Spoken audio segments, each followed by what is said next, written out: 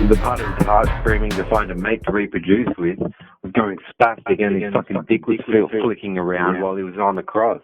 So then they put a loincloth on to cover it up. Fucking morons if you don't think any other way. So anyone telling you the crucifixion was a gift to you, like, my penis will be longer than yours when in an erect state, because I've abhorred the crucifixion since I was a kid. So, we'll see. I'll hook up with your girlfriends, and then we'll see who says what at the end of it. Gary Cairns, I mean, he would sing Hey Jude to his wife in front of everyone at a conference, and like, her face is wrinkly. Gary probably has cheated on her so fucking a fuckload of times, to the point that it's driven him so stupid. Drug reps, fucking who knows how many people. But he actually, to sing Hey Jude to his wife in front of the whole, if I was Judy, I would have been like, yeah, not only have you now offended me, but you've embarrassed me in front of all of your staff in your fucking pharmacy. Hey Jude, don't make it bad. Take a sad song and make it bad. Fuck on Gary Cairns, fucking idiot. Fucking idiot, fucking faggot.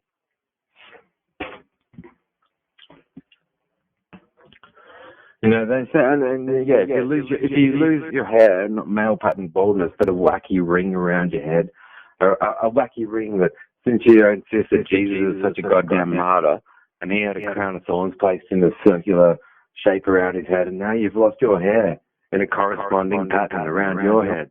And what did you do? Oh yeah, he's a martyr. He gave his life up for nothing.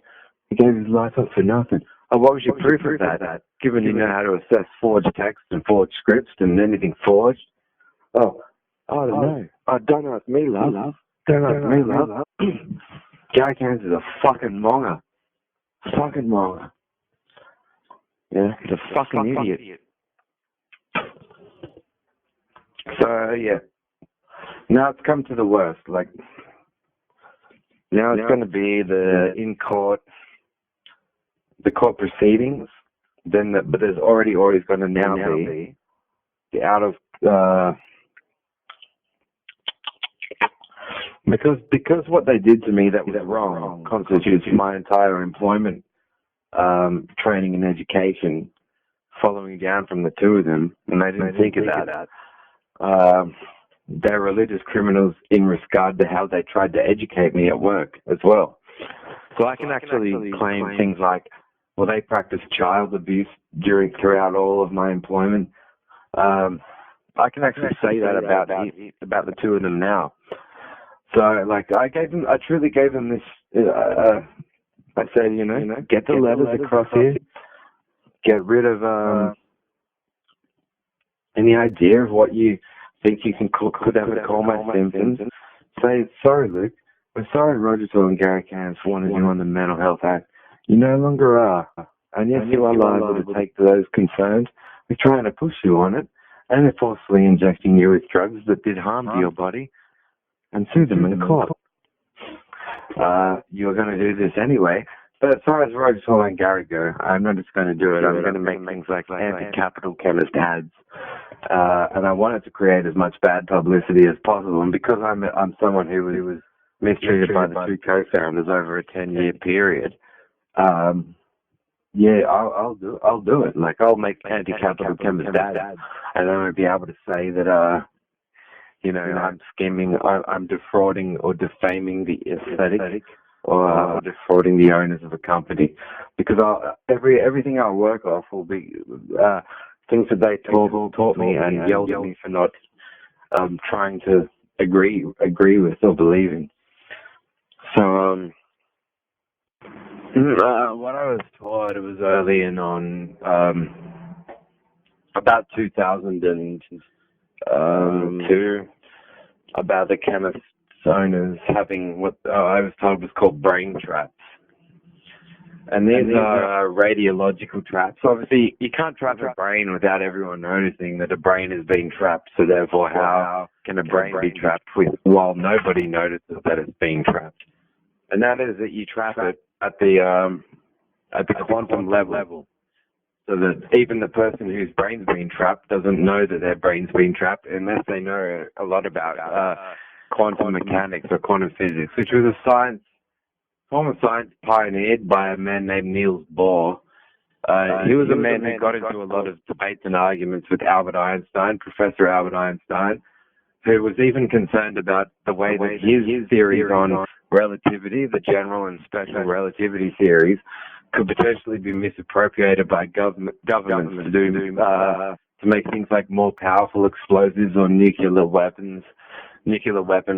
Einstein was worried about like atomic bombs being made by governments, and then those atomic bombs being operated by a religious idiot with a short temper who said, "Well, hang on, you made a comment about my wife's tampon. Now I'm going to bomb all of Denmark," you know, and things like that.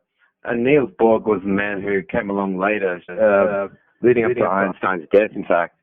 And he said, "Well, I have this working theory about the subatomic within the atom." So he had so like Einstein had sort of split the atom, but Niels Bohr had all these models to comprehend what goes on even deeper within the atom. Subatomic particle, quantum physics activity. So now the concern is, well, what if technology? What could happen if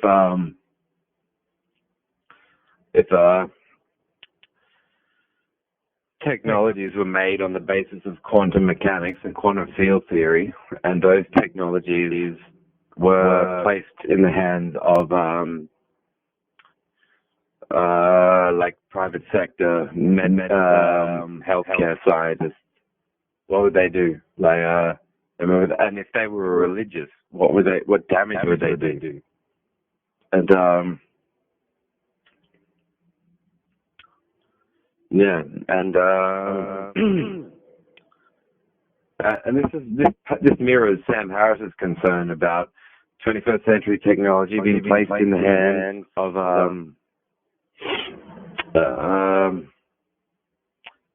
like these jihadists who want 72 virgins after death. You know, so these two owners of capital, Kevin, when they talk about their research projects and they clockwork shit to anyone affiliated with any of the two of them in any formal sort of handshake capacity, Gary Cairns and Roger Cole are both too eager and fast in disclosing facts about who they have business agreements with and handshakes with, because they're truly, every time they fucking ruin a life or a family because of what they do with radar, it hits their conscience, and they know they've not only betrayed every oath they ever took or every promise they ever made or every mission statement they ever printed concerning their obligations to healthcare. They know they're in fact murderers. That you know, if you can shock a cerebellum or a hippocampus or a region of the brain with quantum radio, then it's going to be too subatomic to be detected by a coroner. It might trigger a heart attack, but the coroner will only measure a heart attack. So all the coroner has to do is go, well, this person died of a heart attack. Oh, they're also a smoker. Oh, yeah, they probably died of smoking. And they won't have this quantum-sensitive technology to measure the state the brain was in prior to the time of death. So because of that, like, you'll have Gary and Roger going, they'll never even get asked whether they killed a citizen or not. And then, you know, things like cigarette smoking will be over-exaggerated as being the direct cause of death. No one can say that, you can't just say that, you know, we're doing test studies on the human brain using quantum fields. You can't do that without being able to account for, and in legal terms, how quantum fields, once imposed upon the brain, do or do not constitute an effect imposed upon the brain that could change the state of the brain as to convolute and confuse any test that might want to potentially claim that you're running on the brain by putting the quantum field through the brain in the first place. That all has to be ruled out. You don't. That's the controversy that was reached with quantum physics, is that they knew that if light is studied in a certain way, it'll seem like it's a particle. If it's studied another way, it'll seem like it's a wave.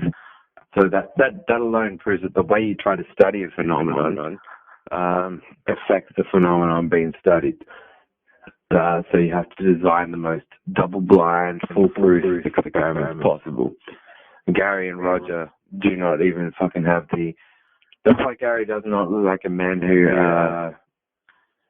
he should have he should have a least impressive wife than the one that he has in Maxine. She runs a bookshop and she has... I was visiting the bookstore one day and she has a really impressive range of books. And I thought, well, given the way Roger Tall has his conscience when he's making judgments, he's a faggot. No, he's a definite faggot. I think he thought of his mum sexually either just after puberty or because his definition of a gay person isn't actually what I think would be acceptable to most gay people. Most gay people understood that they were either discriminated, they were either picked on. Like, that's what they get. They pretty much knew they liked members of the same sex all their lives. They just got picked on for the want of it, which was unfair. They didn't get told, you're only a gay man because you wanted to stick your dick in your mum, early in your life, or you're attracted to your mum some way earlier on in your life. And that seems to be the way that Roger Tall tries to speak about what a homosexual man is, and that's again conflated by his religious idiocy. So I think it was him in Tasmania who... I've seen him laugh at incest jokes, and I've seen him play how to host a murder at conferences while then trying to tell me that the art that I'm into is morally prescriptive. He's a fucking fuckwit. So anyway, I'm the one that had the decade with the company, and I'm the one that watched what they yelled at me about and what they told me to do. Physically impaired, stunted my growth more or less, and caused this nasal cyst. So I don't mind boosting business for North Point Chemists and for Amcal, Devlins, and City Market Chemists, and the pharmacies in Canberra that aren't two faggots essentially, Gary and Roger, the two dickheads. And that is all. Because Roger Tall's only friends with some members of the AFP, he's not a policeman himself, but though he thinks he can act like a policeman when in a professional environment, so he won't only not teach you about healthcare. He'll do it while impersonating a policeman. So he's more attracted to these police officers, especially policemen, than he is to the prospect of educating his staff. So I had this dream where there were a few pigs in a pen, and that one of them had gotten out of the barn door, and Roger was chasing after them, going, "Oi, oi, oi!" And he tackled one of them, and he was yelling at it for a little while, but then he said, "How can I be mad at you?" And then he had his socks pulled up, because Gary and Roger like to pull their white socks up while wearing navy blue shorts. And then Roger stuck his chode into the anus of a pig. The pig was running to avoid its bowels elsewhere on a grassy mound.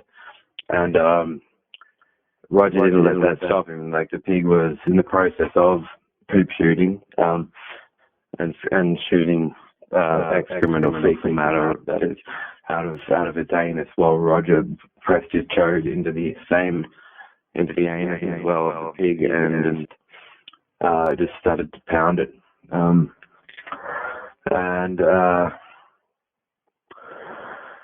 Because they were, what I worked out later, because of all he can say about dissociative crime and people committing crimes without knowledge of it, was that since he was saying he's friends with so many policemen that some people would call him a pig. And so because he has all these pharmaceutical trade arrangements where he's trying to talk about people committing crimes, dissociative crimes with no memory, then he thought that, well, if they're calling cops pigs and they're calling me a pig, if I had decided to fuck a pig, I can always claim it was a dissociative event, and then I don't even remember it. So Roger was fucking like, I think it was pressing 4 inches, his whole 4-inch penis into the anus of a mid-excremental pig. And the pig was, it's like, you would, like, it was not an oink or a snort, it was like something like, fucking get this fucking idiot out of here. As much as you would expect that a true pig animal could ever try and articulate or express the request for even since even he wanted anyone to get Roger Tall out of there. And yeah. Oh, sorry, I have to reconnect my hard drive a second. Pick something to watch while I eat dinner. I'm back. Yeah, so what Roger had worked out was this scenario. He grew up in Tasmania, so he, despite his support that he would claim as a medical scientist he had for the police, despite that, he'd grown up persecuted a Tasmanian, often getting charged with incest and active sexual intercourse with a direct sister and a direct brother, or a mother or a father. And so, despite his support for the police, he was copping these, jokes that felt like allegations. And then Roger would go, while the ones that he wanted to report these people to were the police, the police really couldn't charge him, and that made Roger angry all the more.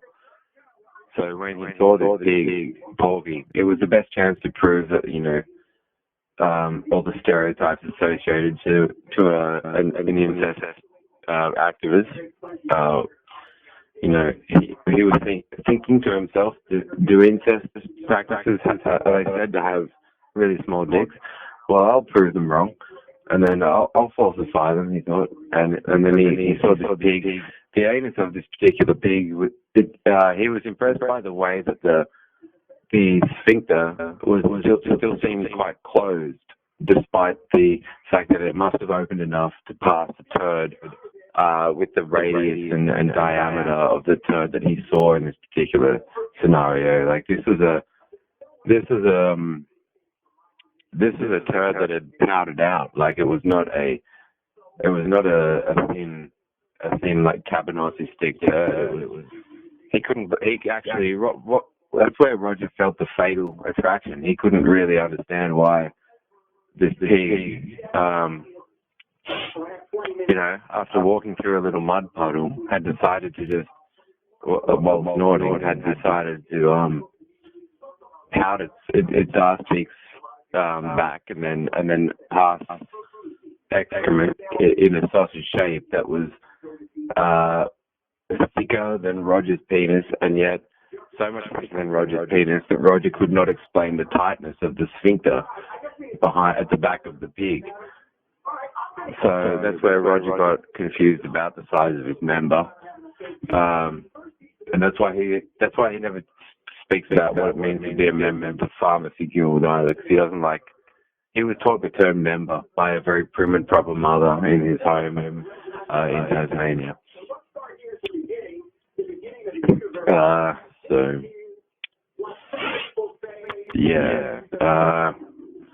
He wasn't quite sure how to win the contest as to how to prove who had, how's he going to prove who had the biggest wrong? But bestiality seemed so much less, it seemed to Roger so much less denigrating than inbreed incest. So he went for the pig. And, he'd already read a bit about Freemasonry, and he'd read about why Freemasonry was so much smarter than the Christian religion.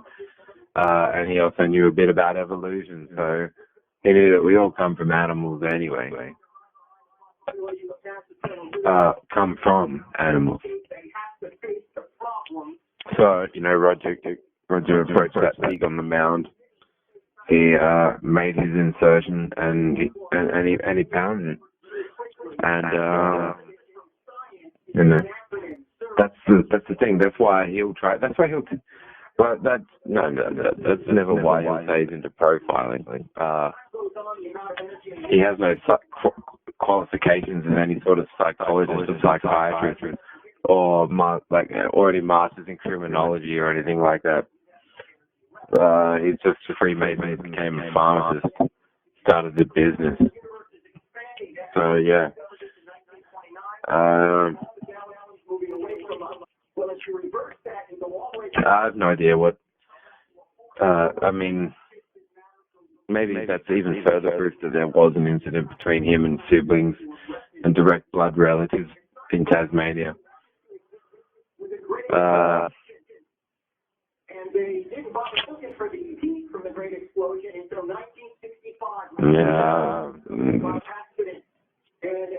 I don't overthink it too much. He really is someone I don't want to know. So, I have to make sure that now there's no way that I'm judged to be complicit in what Gary Cantor and Roger Toll do.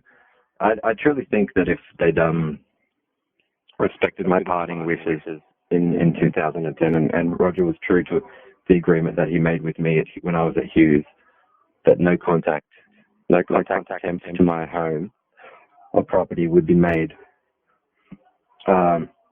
He never really officiated a trust arrangement with me, telling me what it would consist of. I was never able to truly differentiate between his check processes, his check and correct processes, and religious discrimination on his behalf, because he was too not so enigmatic that I couldn't tell that he was doing something to some extent, but enigmatic enough for me to not know that it wasn't religious discrimination, ultimately, from his point of view. So the way where he does these projects, I can see the sorts of pieces. He's a man who can take Niels Bohr, extort Niels Bohr from the grave. Niels Bohr's grave robber. Niels Bohr's grave robber. And have what in his mind is a pincer arrangement of radars, so that a geostationary radar is obviously not his, nor the non-terrestrial radars that other owners will have. He's a Mason who worships Lucifer as his saint. So yeah, he'll be doing his studies from underground. If he shocks the citizen's brain on ground, quantum fields are quantum fields. Subatomic particles have up and down quarks. It's all But if he shocks the cerebrum of a terrestrial level citizen, even if they're being watched by any press, cameramen, or any not the geostationary radars or any non-terrestrial. Non-terrestrial means in the stratosphere or whatever. So if they're looking down, and it'll look like the person's had a fit of some psychiatric or psychological kind as their head moves around, or they fuck about. When it's shocked from the quantum fields generated from his radars underground, where he's doing it all for Lucifer.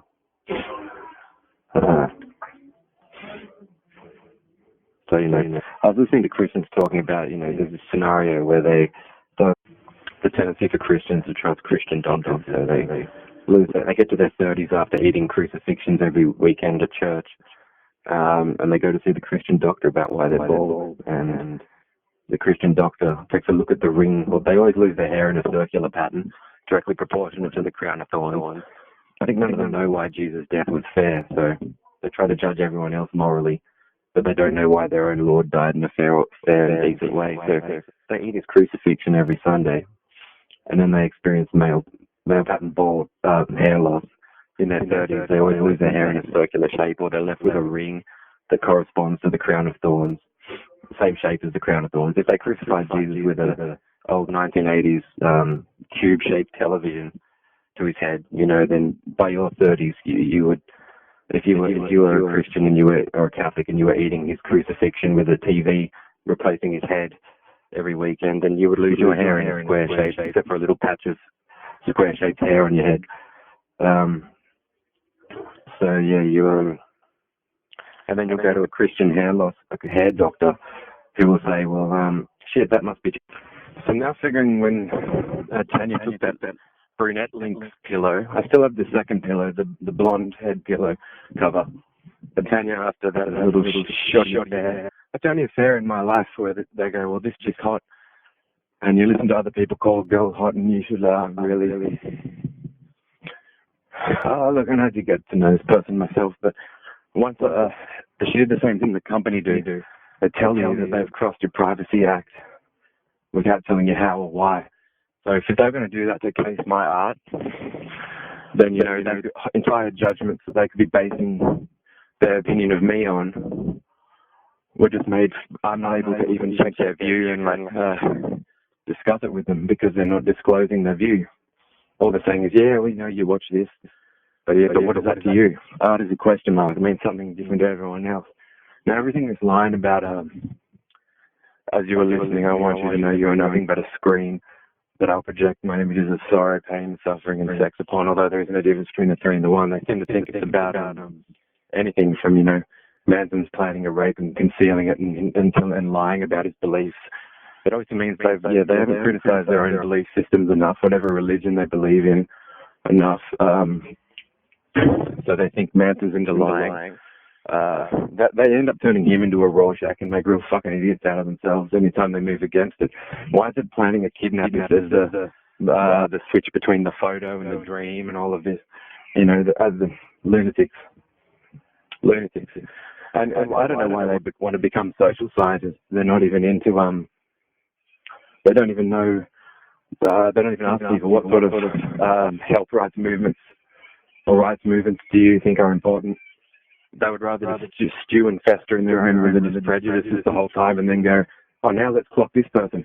So that's why, and they think the state, they think it's a prescriptive. The whole video is like question it all. Well, Manson wants you to question. I would prefer people to question me, just not to do it like morons. They're trying to make mind steps out of questions.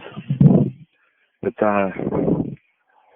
you know, only a religious person would launch a campaign against the artificial. And when you are copying a tradition from religious people, art can be more real to you. And I guess in an empirical sense, it's more real to the religious people than their religion is either. But,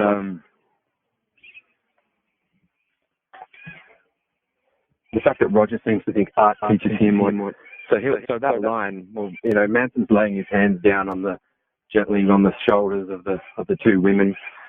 It symbolizes that we don't have Christianity on our minds when we get into bed with someone, you know, in a way. Because we hate the thought that Jesus died for any of us. He is a murder. It's a murder. People don't talk about how the crucifixion was a rape even. I mean, if evolution wired us to find mates and reproduce before we die, then they're hammering nails into Jesus's his wrists and his feet. So, you know, who's he going to have? He's not going to have much time to. While you like to say in Calvary Hospital want to say, well, during this time he made a covert operation, James Bond decision to telepathically teleport his life and beam it out of his frontal lobe to the rest of the world to cleanse them of the sin of eating an apple in a garden of inbreeding. I would like them to think about, well, why wasn't the crucifixion also a rape? You know, where was Jesus' wife at the time of his you know, so-called laying down his life for all of you? What I think happened was, you know, so there's nails through his feet, there's nails through his wrists, into a wooden 2x2.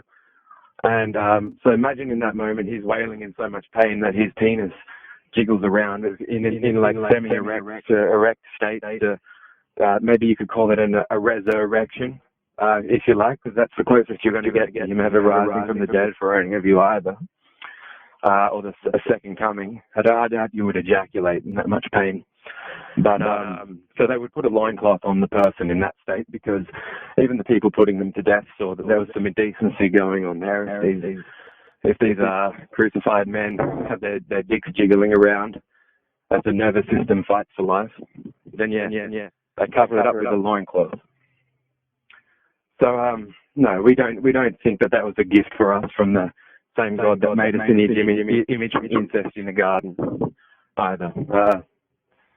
So the Aborigines have a cooler religion than Christianity. They were nicer to the Christian-minded white men who probably fucking disrespected them on this continent first. And their religion was more attuned to what would be later discovered and proven empirically through evolutionary theory than anything Christianity can ever try and say it saw first or knew about beforehand now. You know, so the crucifixion is a suicide, sex crime, murder. The suicide because no one knows what state would Jesus' mind would have been put into for him to carry his own cross up a hill. Well, what if it was suicide after he was made to pay the price for being falsely accused? Suppose his accuser was a religious nutter too, the guy saying, "Are you the king of the Jews?" In Mark's gospel, it proves he never even confessed to it. So not only did he not die for my sins, your sins, or anyone else's sins, he didn't even confess and possibly didn't understand his own accusatory question. So it's actually the really sensitive minds that get misdirected easily from aggressively asked questions. Questions can feel like directives.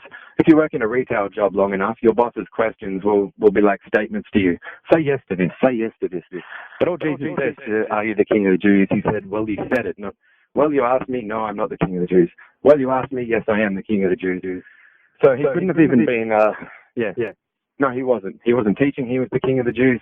He wasn't making disciples on the basis that he was the king of the Jews. So there wasn't even legitimate grounds to have him charged.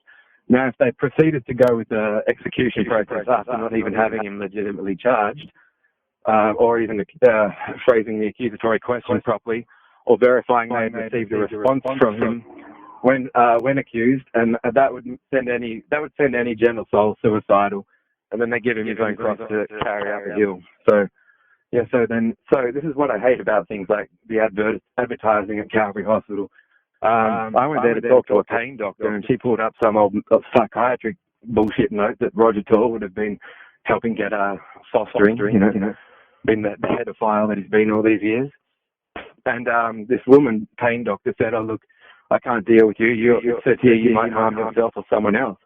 I said, "Well, I was reluctant to come to your Calvary Hospital myself because showing any thanks for Calvary, there's this idea that this man actually gave his life to you while his state was executing him. Does that mean, if they execute Charles Manson in an electric chair, will you make a hospital about him called the Manson Hospital Clinic?" Because in the last moment, Charles Manson decided to give his life for everyone. You got to be nuttier than a cult leader to think that. So they see someone like me and go, "Well, we're not sure if you're going to harm yourself or someone else." So they have 4 guards pin me to the ground. I said, "Just study your own Bible better. This has been known for 200 years or more. It's not that you don't know if I'm going to harm myself or someone else. It's that you work for Calvary Hospital, and the whole concept of Calvary is a offense to me and my charming non-religious friends. We hate when people take ideas like suicide and self-sacrifice and call it the same thing. My friend's dear wife's brother started a charity where he rode on a unicycle all around the perimeter of Australia called Love Your Sister, and he raised so much money riding on a unicycle around Australia for his sister while she was suffering. Now, what he did was self-sacrificial and out of love. If you have armed guards with swords making a man carry a cross up a hill just so you can rape murder him to that cross, that is not called self-sacrifice. That's just unjust state execution, right? Okay. Once you separate the two, yes, there's a difference between suicide.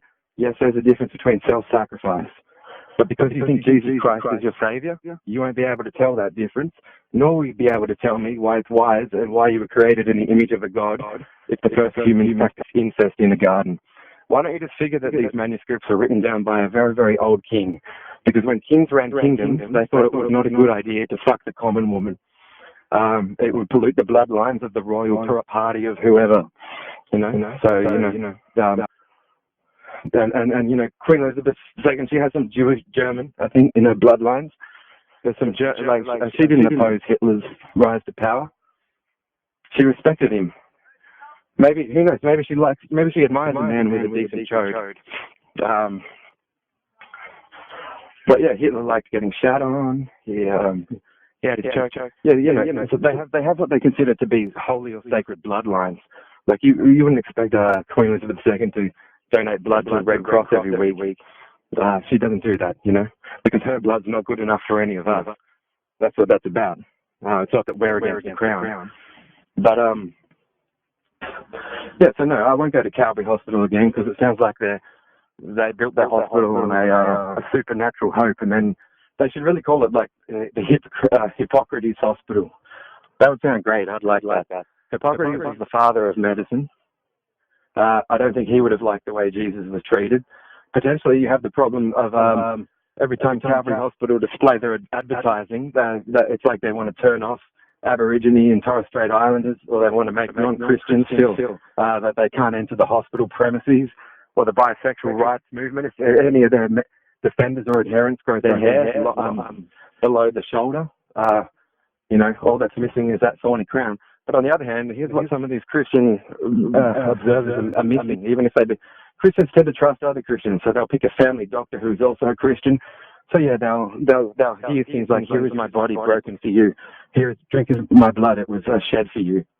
And they will drink the blood that's the wine, and they'll eat the body that's the cracker. And then they'll do that every weekend. They'll go through puberty. They'll hit their 30s, and around the same age that Jesus oddly died, 33 plus. That's when these devout Christian men start to lose their hair too. And they tend to lose their hair in an orbit, like in a circle, circle shape, either leaving a circle remaining on the head, and then with bald patches around the circumference of the circle, plus within the circle, or just out in like an externally protruding orbit around the radius of the circle. And they don't think that's to do with eating crowns of thorns, because what's their metric for how do they know when another person is being treated decently or indecently? So if Jesus was suicided by the king's guard, then him carrying his cross up a hill was not a victory. It was a sign of political mistreatment and the ancient monarch being spastic. And when they say that, if they're trying to say any of us now are against the crown, or they think the bisexual rights movement's against the crown, it's not. David Bowie declined his knighthood offer because there's no interest in him or any of his work. And yes, David Bowie knows philosophy better than Queen Elizabeth II. And no, David Bowie did not have any. Notice how there was no insanity in David Bowie's mind to the day he died. But Queen Elizabeth II, is she on top of her game and her scriptures to this day. She's even been judged too unfit to lead her own church. And it will come back. Like if you approach us saying, "Oh, we thought Rolf Harris was sexually attracted to kids because he's generally a fan of the Wiggles, a popular kids show, and it seems he likes to wiggle about and then go to bed with kids." Christian investigators will say that, and anyone who wants honours from the Queen is going to honour her religion because they want to kiss up their ass any way they can. So the day will come one day, they'll have to say, "Look, seems Queen Elizabeth II, some of these people actually learned this message that kids had to fuck their mums and fuck their brothers and sisters and fucking make babies with their fucking sisters, have direct penetrating reproductive sexual intercourse with their blood siblings in the Garden of Eden, and they thought they had to do it or else the species would die." So now because of this story, that Adam and Eve story, a lot of these Christian men are growing up, becoming children's entertainers, and they just can't shake that they think the kids are into them sexually or like them sexually. They might be thinking thoughts like, "Hey, we could save the human race together if, Rolf Harris fucks some kids."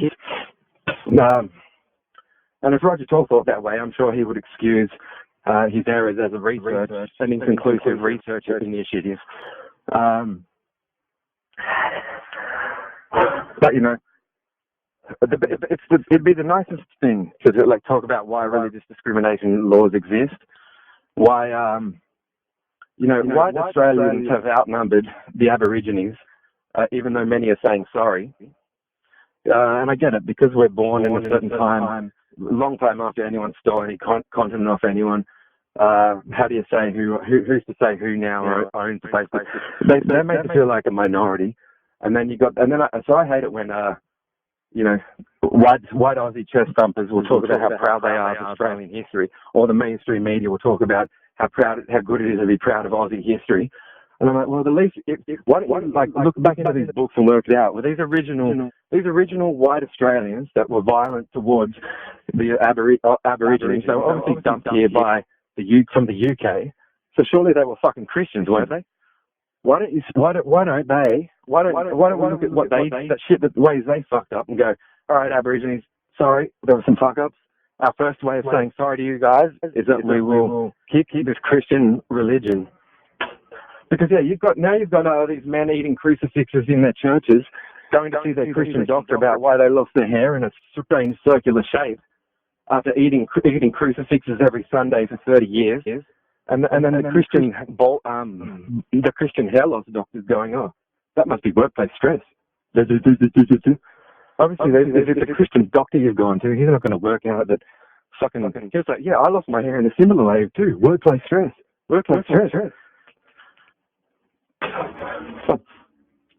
Crucify.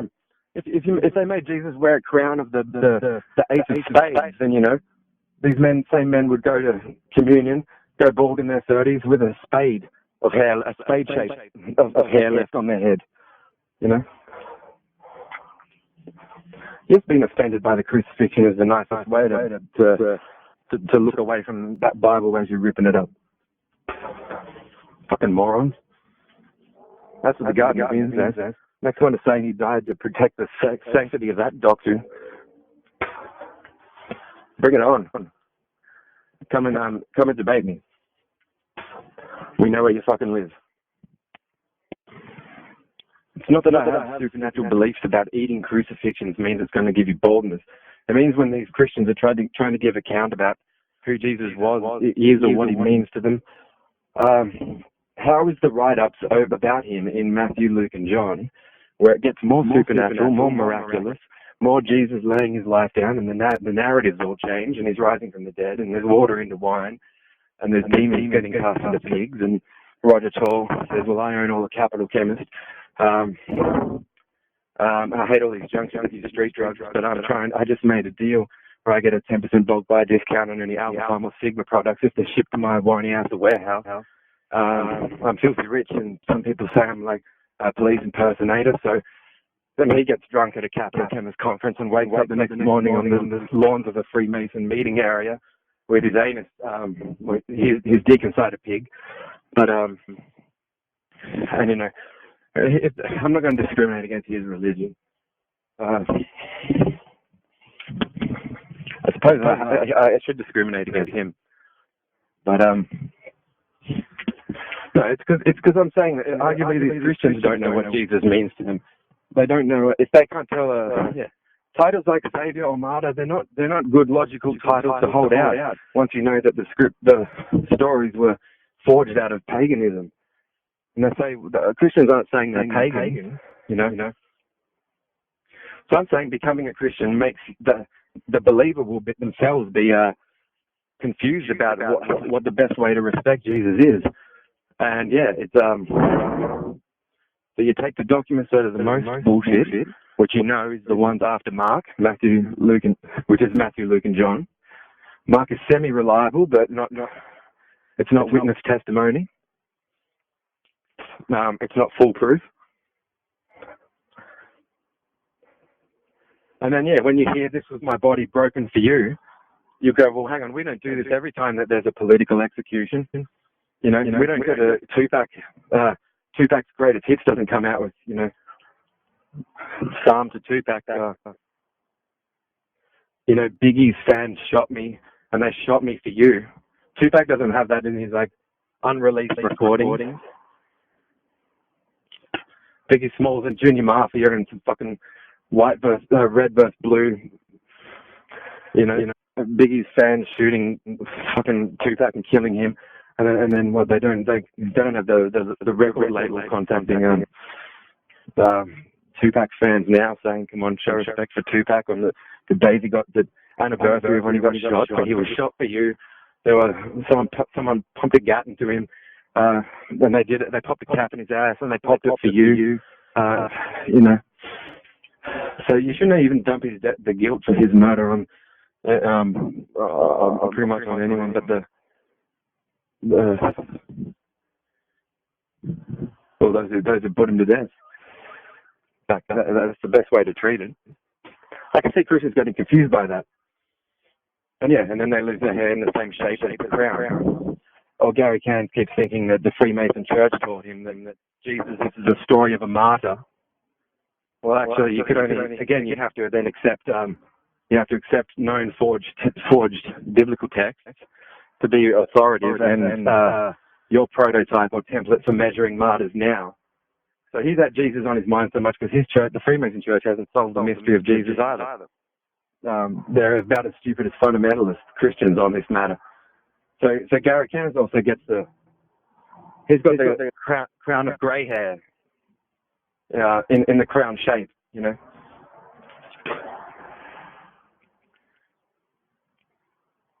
Yeah, anyway, I don't know why they tried to push Christianity onto me at that O'Connor camp. This was disgusting.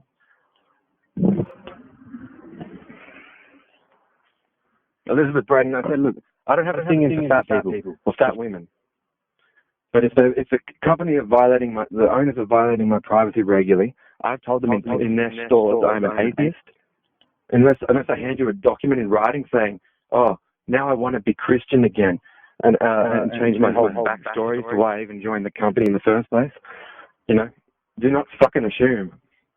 And they assume heaps. They assume everything.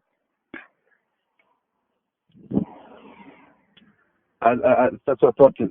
Elizabeth Brent can try and take my dignity, but she can't take the fact that I have a single chin.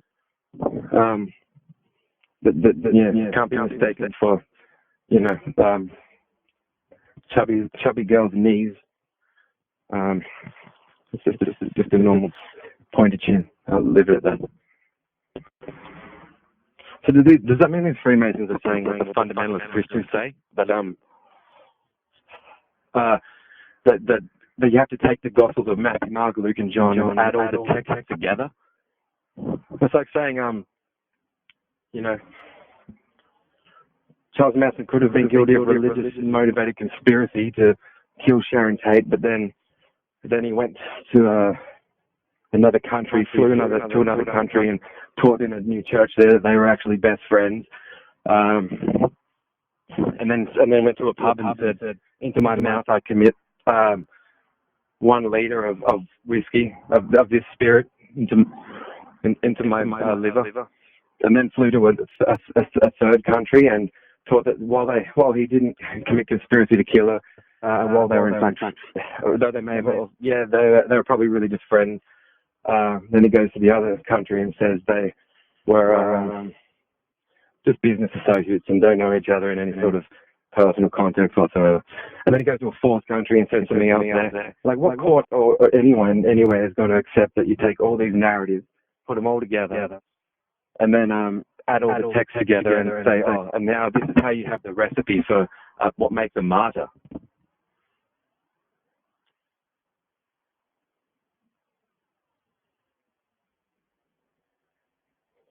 So if a religiously motivated or a supernaturalist motivated crime has been committed, the supernaturalist defenders, it's said that they thought, to the best of their ability, or the best of their judgment, they thought they were doing service, I think, to a god. So this is true of this woman that drowns her kids in the bathtub and then she's crying in court. But I heard the voice of God, and this is why it's bad to use these terms like heard, because how's she to know the difference between, what if she imagines a God speaking to her and she hears the voice of him in her imagination of God speaking to her?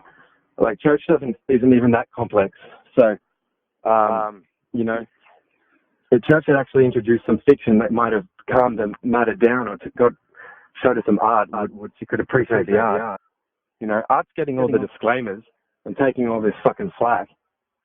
Warning disclaimer. It should be a warning on the front of the Bible. This may start with a convoluted story equating being created in the image of a god with inbreeding in the garden.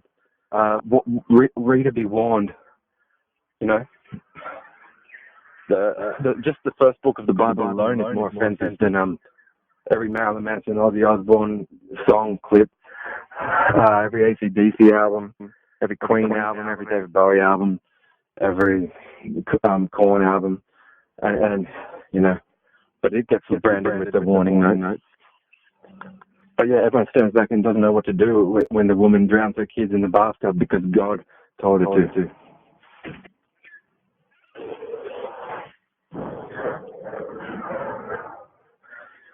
So I've been speaking against censorship since college, but the irony of censorship is why isn't it being put on the content of Christian Bible? Yet things that we know are art of art and therefore, no, I hate the term make believe, but we're not asking you to be believers in art, or that could mean, can you at least appreciate the principles of what an artist thinks about in some basic and universalistic way when you appreciate a work of art.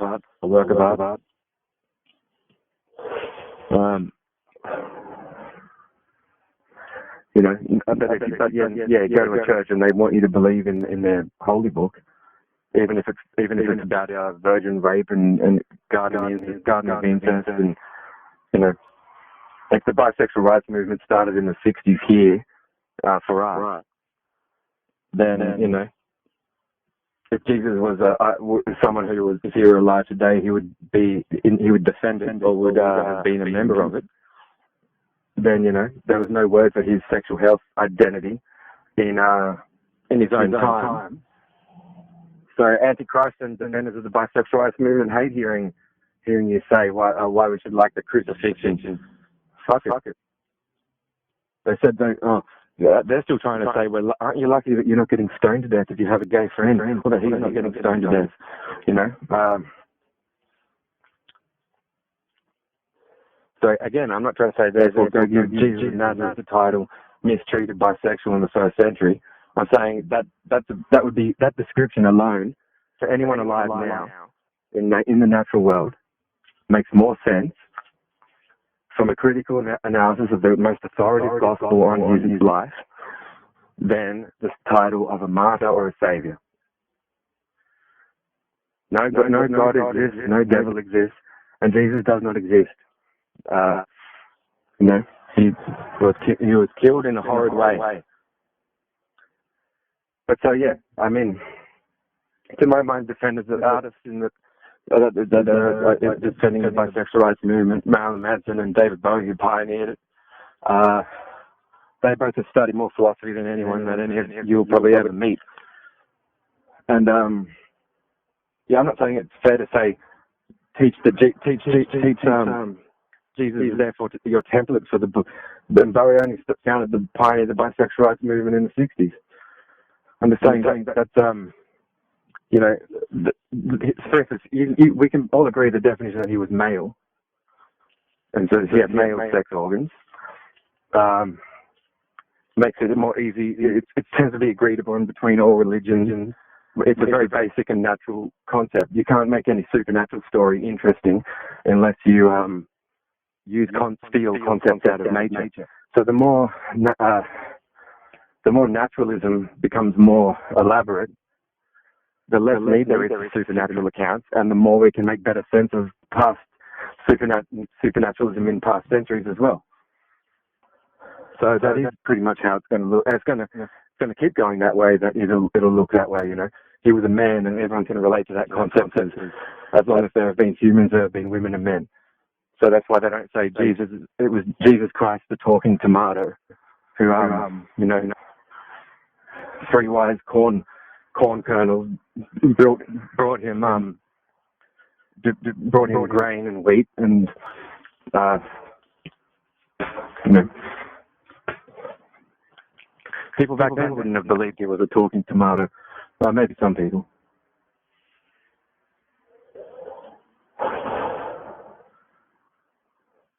Yeah, maybe the ones that were still, calling inbreeding holy back then would have gone, oh, okay, talking tomato, really, and he's here to save us all.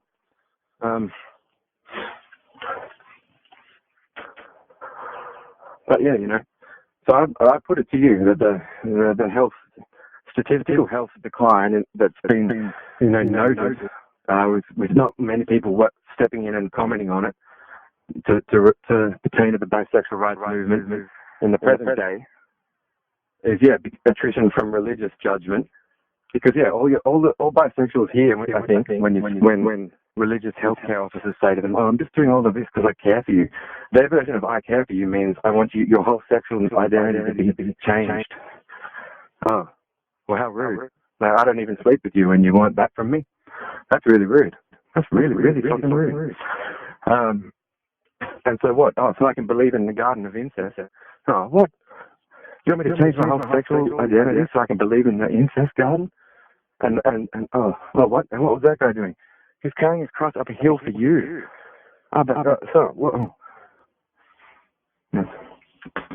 So people, they don't want to even admit suicide. Yeah,